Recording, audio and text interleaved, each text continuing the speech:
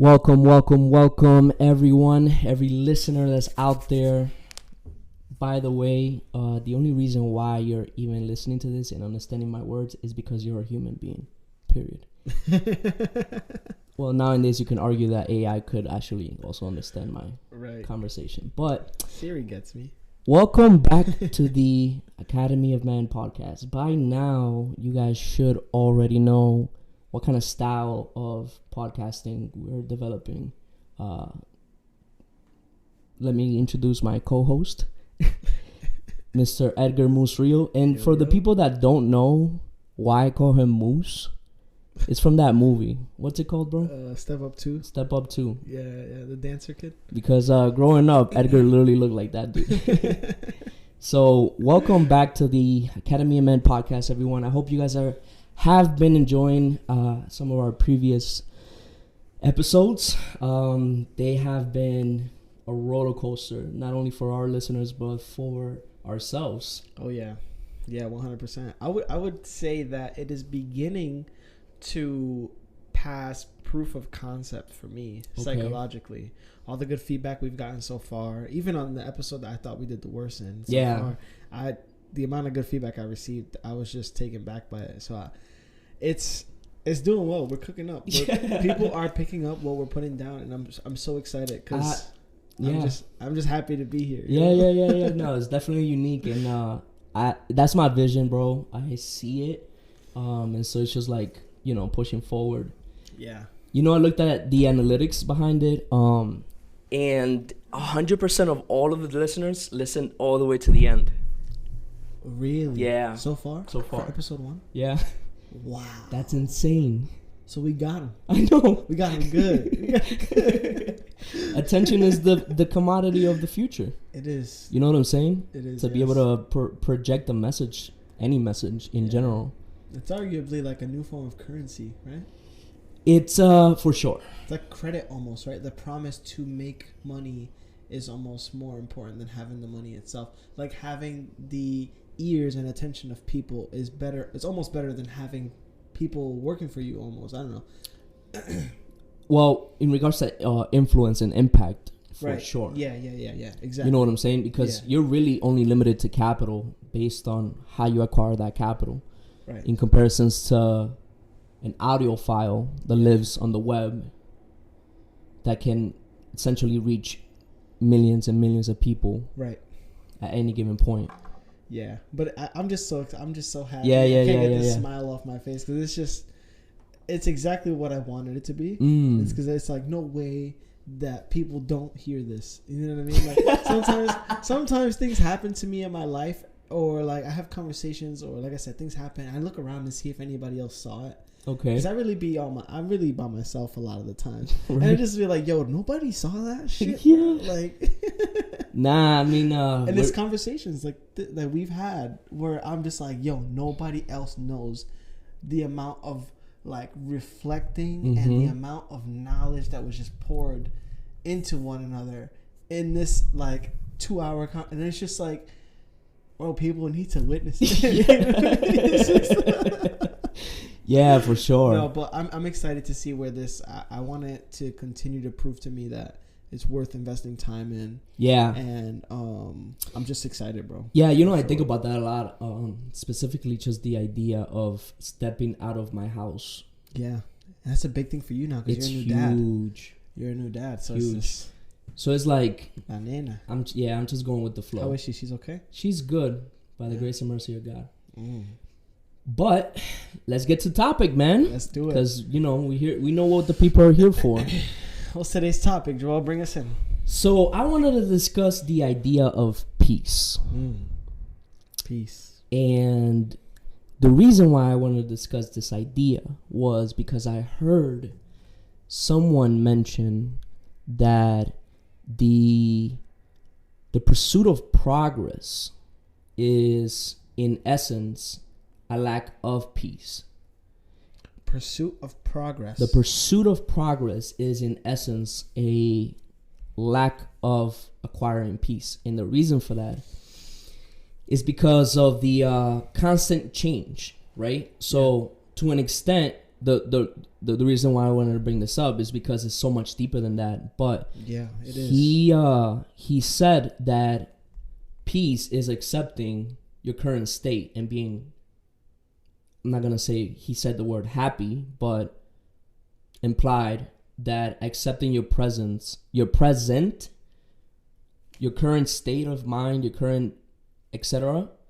is peace. And so when you pursue a form of evolution, a form of creativity, a form of X. Yeah, you're willingly disrupting your peace. Exactly. Yeah, I see. That is so deep. Immediately I started thinking about how I feel like, especially as a young man, we're kind of motivated by how much we decide or choose to take on. And what I mean by that is like whether if we want to take on a specific career or take on the role of a father or anything like that. And I started thinking about how we spoke about last time, how there's nothing virtuous about a bunny or a rabbit, if you will. So like the capacity to disrupt peace is what made you, or the capacity to do damage is what made you more of a hero. Like if you're somebody that can't do damage and doesn't choose to do damage, it's like, God, you suck. You know what I mean? But it's always interesting because I agree. I think that you have to kind of like disrupt your peace, but not. My brain is going crazy right now. I'm thinking like a million different things at once. So let me start off with the definition of the word peace. Go ahead. Let me gather myself. I'm very sorry. It's so much more deeper. There's so much deeper. I unpacked at least 4 to 5 different layers of it. Yeah, I would like to start by saying that's such a surface level. I feel like a surface level thinking. Yeah, it's definitely a simplicity. There's a level of simplicity behind it. Yeah, but I'd rather people ask themselves the question than not. Right. You know what I mean? So the definition of the word peace is, the noun is freedom from disturbance / tranquility. Freedom from disturbance. Yeah. / tranquility. Yeah. So I want to unpack this, right?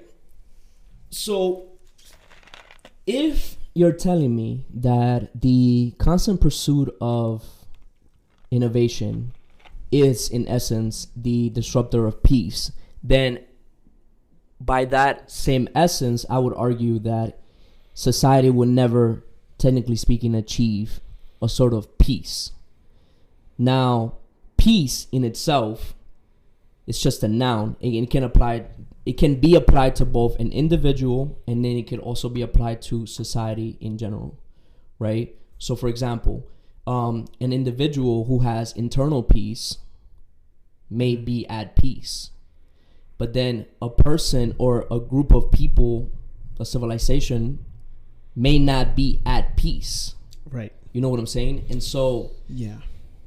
Now, the idea of innovation, the problem with that is that we as humans constantly innovate.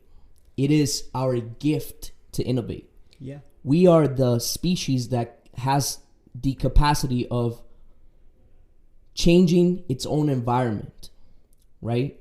In which, to the point, humans have basically conquered the entire earth, right? Just because we can live anywhere and make that habitat ours, right? And so that makes me believe that the idea of world peace may be a facade.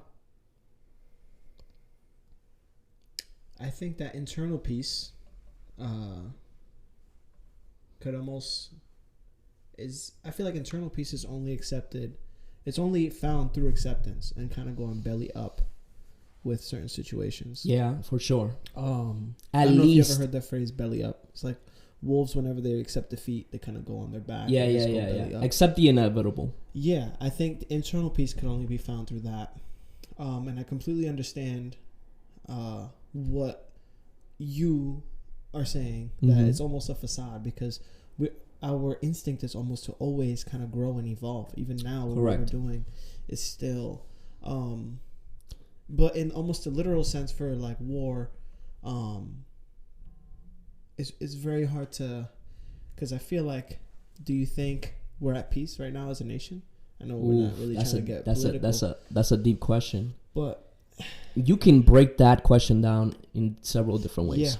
For sure. And I was thinking about the business model, identify a problem and then sell the solution. Mm-hmm.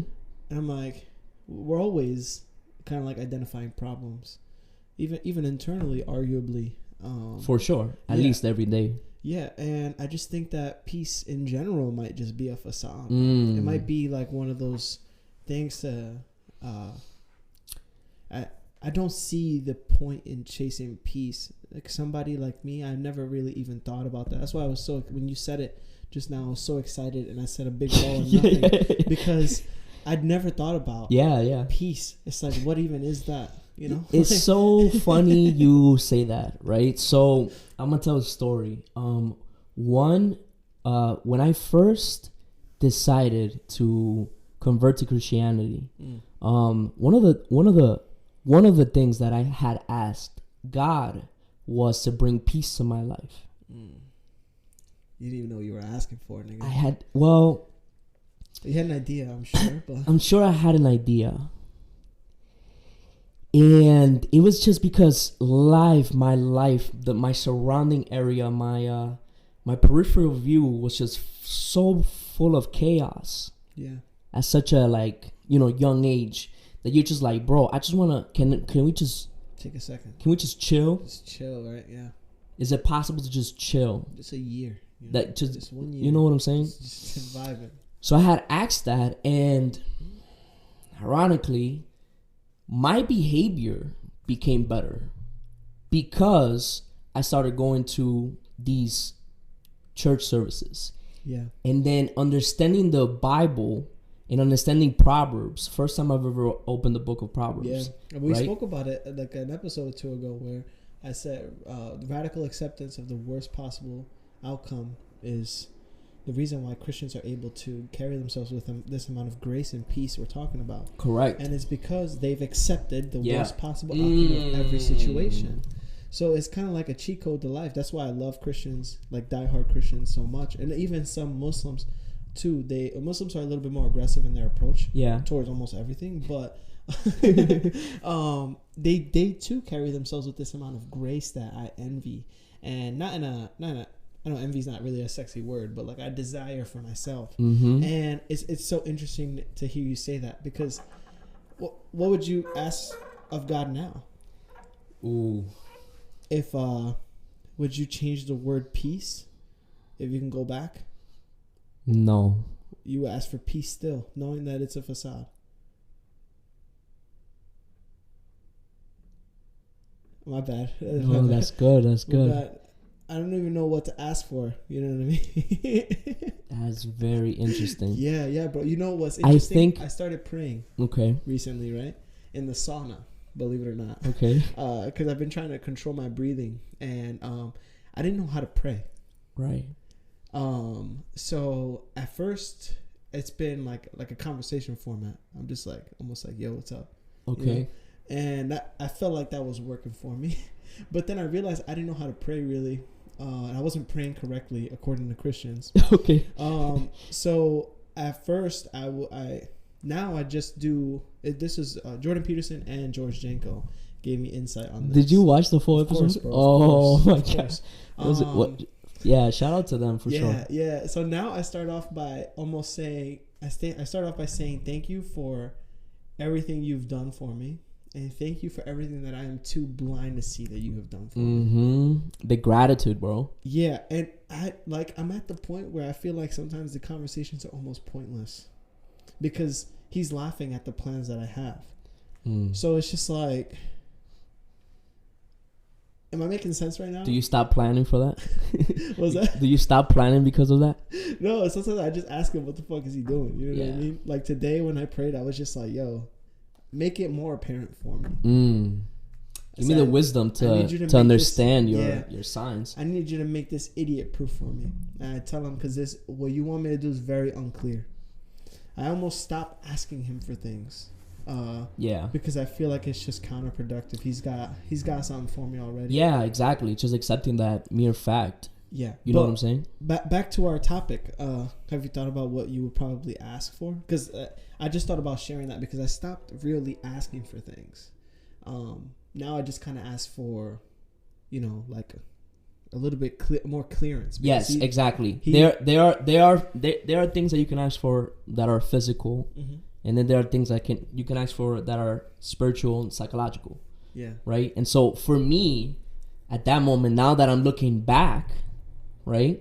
Yeah. I'm thinking I wanted the inner peace. You see what I'm saying? Yeah. But he gave it to you, didn't he? He did. And so Naval says that peace is not peace of the world, but peace of the mind. Like, give me peace from my own mind. Because it doesn't matter where you could go. You could, to an extent, you can argue that it will follow you if you don't have the inner peace already established. Yeah. So, just for food for thought. Question for our listeners. Do you think peace is a facade?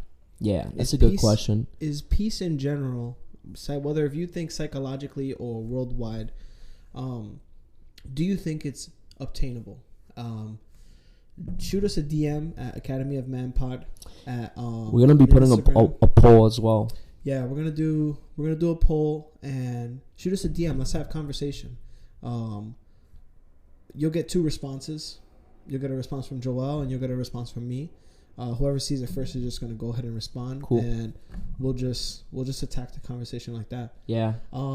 But yeah, I want to hear you guys' thoughts on this because I'm a little puzzled. Yeah. It's kind of scary to think that peace is really unobtainable, but my brain can't rationalize. Yeah, it's almost anything else. Well, it's not even when you're a Christian, even if you've accepted the worst possible outcome, are you really at peace? That's it. That's the question. Because even Christians want to buy a house. Even Christians want to become better at drawing. Even Christians want to be a better dancer. So what? They just live knowing that the possibility of them never becoming better, they just accept that. I don't. Maybe I'm like confusing myself, but like. No, that's a tough one because in essence, one of the things that we have to be careful with is the statement that the gentleman said versus the definition are 2 completely different things. Yeah. So bring us back. What did the gentleman say? So the gentleman said that because of innovation, because of its essence in the innovation and the constant change into chaos to an extent, is the disruptor of peace. And so what I've been trying to say is that so far we have acknowledged that there may be 2 different forms of peace. Yeah. In which the fact that there's going to be an inner peace. Mm-hmm. And I think that's the only one we're almost in control of. Within reason. Yeah. Okay. And so let's jump into the idea of world peace. Right? Yeah, what does that even really entail? I feel like I'm a little underqualified to really say about that. Because there's so much politics. We are a democracy. That's why I said within reason. There's not much we can do. Yeah, I'm not sure. I think that humans are. First of all, there's too many of us. You think so? Oh well, not necessarily. Not to the capacity that the world can take on, but there's a lot of us. For sure. Yeah. And so we're vastly spread out, vastly throughout almost all the corners of the earth. Yeah, and freedom of thought is almost like saying freedom of conflict, right? Because everybody's different. Everybody's gonna have different viewpoints. Exactly. And different, almost. I mean, let's consider a monk, for example. Yeah. Some people say that they're at peace. How, Sway? How, Sway? You know what I mean? I wish. You don't think so? I mean, I believe it. It's possible. Sure. I listen to a lot of Jay Shetty, and that man sounds like his heart is beating from a different like. I don't know if it's I think it's something that it should be pursued. Yeah, I don't think that the pursuit of it should be completely eliminated. Yeah. Or completely dismissed from thought. You know what's funny? That the Thomas Jefferson, if I'm not mistaken, wrote in the Constitution that man has the inalienable right to the pursuit of happiness. The pursuit. And in The Pursuit of Happiness with Will Smith, he actually analyzes the idea of why did Thomas Jefferson only said that you should pursue happiness, almost as if it can never be fully attained, right? Yeah, why did he say obtain happiness? Exactly. The pursuit of happiness. Almost like... Maybe he was able to identify that what brings us that happiness might change over time, and it's always kind of like a goalpost that always moves. Right. I think that it's just that. That's crazy. What brings you peace could change also. Correct. So the goalpost kind of just moves every single time. Yeah. It's kind of like, yeah, wow. What were you were going to say something? No. I was literally going to say the exact same thing. I think that... Because I'm trying to apply the same logic to other scenarios to see if I'm making any sense. And it's just like, yeah, you don't completely dismiss the pursuit of happiness. Correct. Because it might be unobtainable, but it's so tangible that it changes almost every month sometimes for some people. Yeah. Do you think that peace is a human right? I think the pursuit of peace is a human right. Okay. I like that. Yeah, not peace itself. Because that you can't put a definition or a stamp on that. You know what I mean? Yeah. What brings me peace is not going to be what brings you peace. You know, I'm at peace when I'm on a stage performing for people. I could easily see why that wouldn't be the case for somebody else. So I guess he's right. I think he is right. And I've said this before. Chaos through moderation is necessary for progress. I was asked by a friend of mine who's a parent, would I put my kids in public school, being that I've come from the public school system. I said 100%. That's interesting. I would 100% put them in a public school if I could. I think that the perfect learning environment is impossible to create, and chaos through moderation is necessary. That's a good point. And I would rather have my kid callousized. I'd rather navigate the brain of somebody who's becoming callousized, or somebody's brain that is developing calluses to certain situations that might come up from a public school, rather than having to navigate the brain of a kid that builds the calluses of coming from a private school. What about homeschool? I don't think I would like homeschool for my kid personally. I could see why there would be a lot of benefits to it, but immediately I'd be able to see why. I'd also, for as many benefits, I could almost see as many disadvantages that come from it. I think social awareness is key, especially moving forward into this new generation that's coming along. I think before you can kind of put your head down and work and kind of like go crazy with numbers as far as like making money. Nowadays, you need to be kind of like able to do it all. And I think the best way to equip the kid with that is to have them go and get bullied, go and see the diversity of incomes, and go in, get their heart broken. Like I said, chaos through moderation. I think it's very important. And I think the public schooling system is doing what they can with that. There's school safety, so you can hope that your kid's not gonna get murdered or tortured. Yeah, I think it's a big gamble though. Yeah, I think it is. I think it is a gamble, but with everything else, also. Okay. I think you would have to. Yeah, there's a bunch of details, but I think I agree with you. It is a gamble, but so is deciding to shield your kid from all of that. That's true. 100%. So. That's just a bet. That's just a bet I would place. just because I'm biased. That's where I came from, and I feel like with a certain amount of coaching, I could have came out of high school even better. But I kind of was left alone to digest everything that was happening to me in high school. So in my perspective, and this is why I would I'll be your opposite in this train of thought.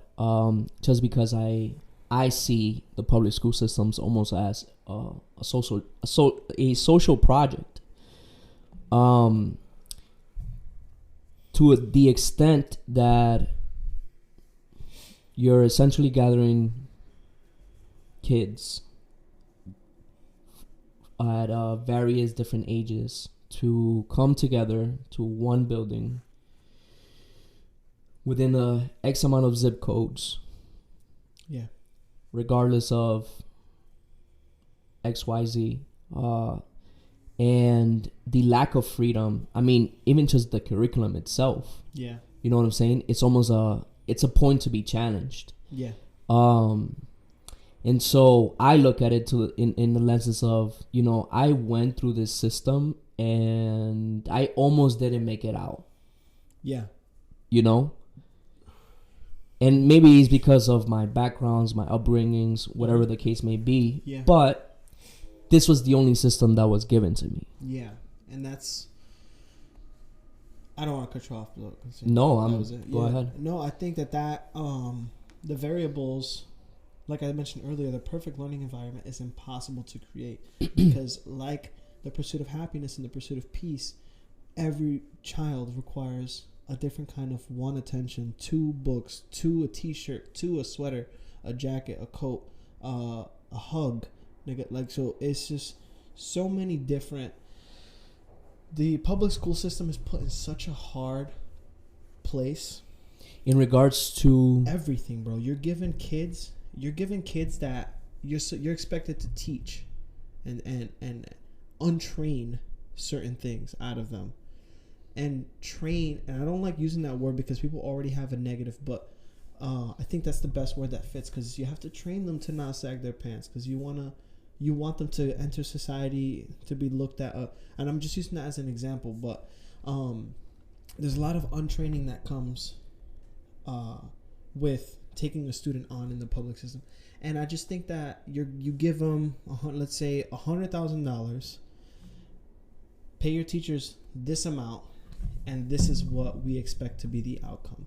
Here you go, make it happen. And I feel like that is all the public school system is given. And like I said, it's just impossible to create the perfect learning environment that applies to every single kid, because every single kid's scenario is completely different. For sure. And every kid learns a little bit differently. Absolutely. So they have to go on a majority wins kind of. I see what you're saying. So go for the average. Go for the average, and they have to accept the ones that stay and accept the ones that slip through the cracks too. That is correct. They don't have the funding to catch the kids that slip through the cracks and that need a little bit more visual learning, because majority of the students learn, by putting shit down on paper. You know what I'm trying to say? Yeah. So it's like they're in such a hard place, and they really have to just play to their majority. And this is why I love the school system from the city specifically, because we get to choose almost, and our parents, if they're involved, they get to choose kind of like. If That's your kid true. is more of a performer, you want to put them in an acting school, right? If your kid seems somewhat more interested in science, okay, bro, there's a bunch of science specific high schools that have a little bit more specification in science. Not crazy. Did you know that Neil deGrasse Tyson went to the Bronx? Yeah. Incredible. He lives in the Bronx. I didn't know that. Yeah, he lives in Washington Heights. Well, he has an apartment in Washington Heights right now, in the same building as Lin-Manuel. Wow. Yeah, bro. Yeah, they live. Anyways. But off topic. Yeah, we have a mutual colleague or a friend of ours that knows them personally. Oh yeah. Yeah, Miss Ritz. Yeah, she's the GOAT, bro. Shout out to Miss Ritz. Yeah. You know what? I'm very critical. I know you are. You know that, right? Yeah. And so I analyze things to like almost the core, like almost to the atom level. Yeah. And so when I balance everything out, it almost gives me a more negative than a positive. Yeah. So you would rather deal more with the either way, there's going to be issues. For sure. There's going to be problems on the left and on the right. So you would rather, for me personally, I feel like dealing with the issues that come with sending my kid to a public school are a little bit more, for me, easier to navigate than the issues that come from homeschooling my kid. Because that's something that I don't know. I've never been through personally, so I don't know how to navigate. That's true. And maybe I'm just taking the easy way out in this. That's true. That's also true. I think that I'll just be better equipped, The reason why I say that is because your experience is definitely not going to be your child's experience. It's not at all. Like, not even close. Yeah. So, as a matter of fact, we only experience high school once. Yeah, we do. Yeah. So we're basing our judgment based off our database. That only happened once, right? And so that's a tough one. Yeah, I just think that I remember I went to school. I was in school for teaching, and I started to get an idea of, when you're in school for teachers education literature, they try to give you the best idea of where these kids are going to be at psychologically or mentally, or sometimes even just like anatomically. I had a lot of issues. Yeah. For sure. Yeah, but it's case in point. You know what I mean? Every kid is different, and I don't like to sound like somebody who defends the public school system or defends America for that matter, but I think that they are put in a very hard position. I think the bar is high for sure. Yeah, there's just not enough money to make something like what these parents want happen. There just isn't. You want every kid to be PBD. I'm listening. Said one time his father had a heart attack, and he took him to the hospital, and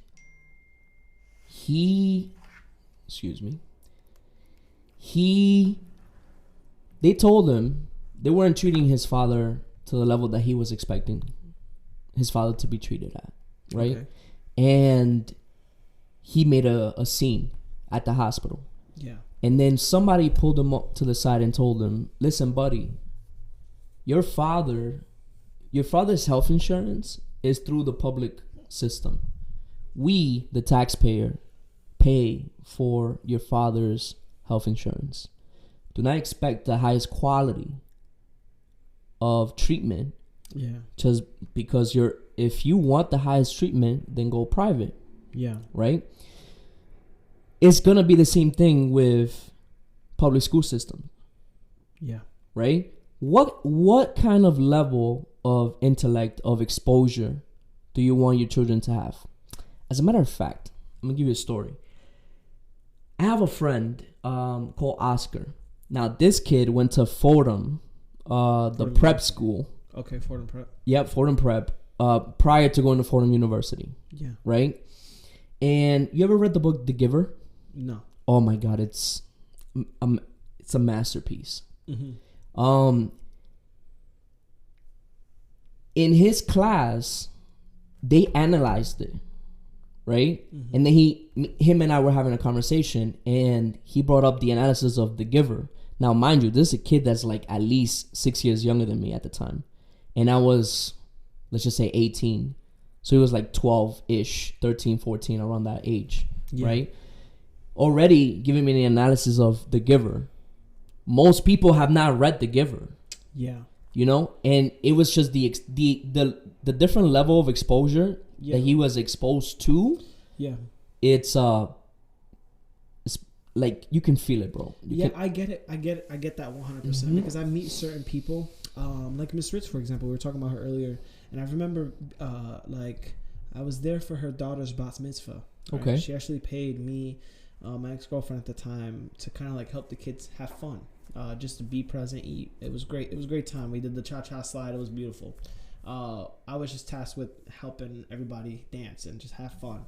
So, I remember her daughter, phenomenal human being. For sure.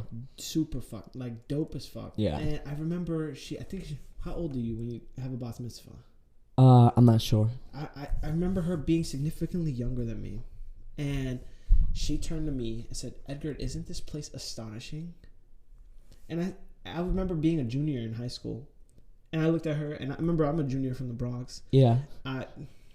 We don't use the word astonishing. Ever. Right? It's just the choice of words was very apparent to me, and I realized it in that moment that, like, I realized what you were saying in that moment. And even now as an adult, right? Like, I have an associate's in bio, and I have the database of somebody who's 26 from the Bronx who is trying to do well for himself. And I meet people like Hilda, our mutual friend, and she's someone who is also doing well for herself, but different caliber of a human being. But it depends on what you would like for that person to be exposed on, because in a scene where there's a cardiac arrest, Hilda's going to be useless to me. Yeah. And on a dance stage, actually, I think she's also a dancer. Mm-hmm. But like performing a hip hop piece, how much better is she going to be than I am?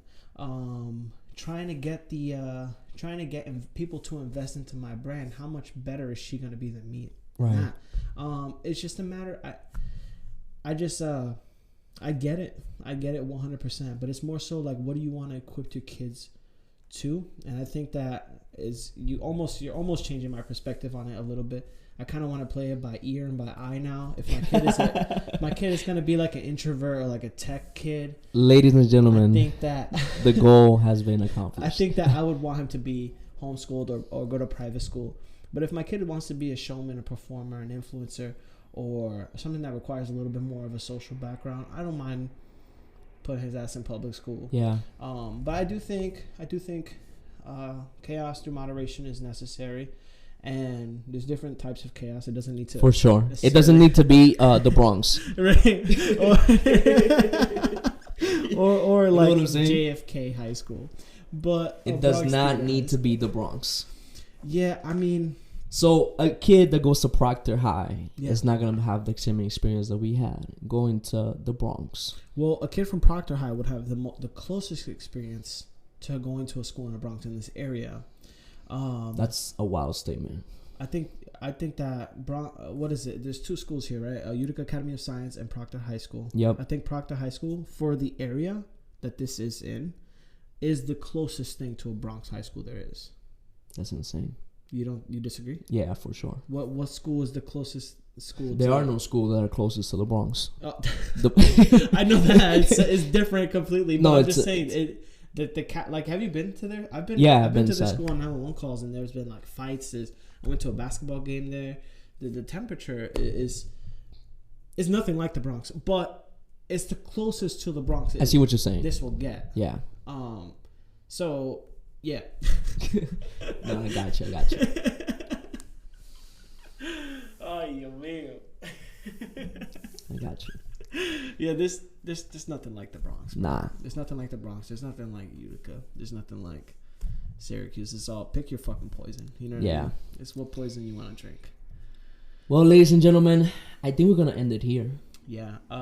Make sure you let us know exactly what you thought about this podcast. Give us a review. Chat with us in the DMs on academyaman.pod on Instagram. Let us know, do you think facade is obtaining peace a facade? Do you think it's obtainable? We kind of went off the rails a little bit on this, but I mean, I think we just touched on different topics. Yeah. And tell us what's been your experience with going to public school. Tell us if you want your kids to be indoctrinated by the public school system. Now, let me stop. And I also want to just throw this out. I apologize if I stepped on any toes, figuratively speaking. I'm not a dad yet at all. No. And maybe I'm not the most qualified to speak on this topic. But, bro, we all have an opinion. And maybe not all of us are qualified, but... Yeah. You went to high school, right? Yes, I did. You went to a public school? Yes, I did. So you're qualified. Okay, fair enough. Again, thank you guys for tuning in. We love you guys, for real. And yeah, we'll see you guys on the next one. Take care and peace. Bye.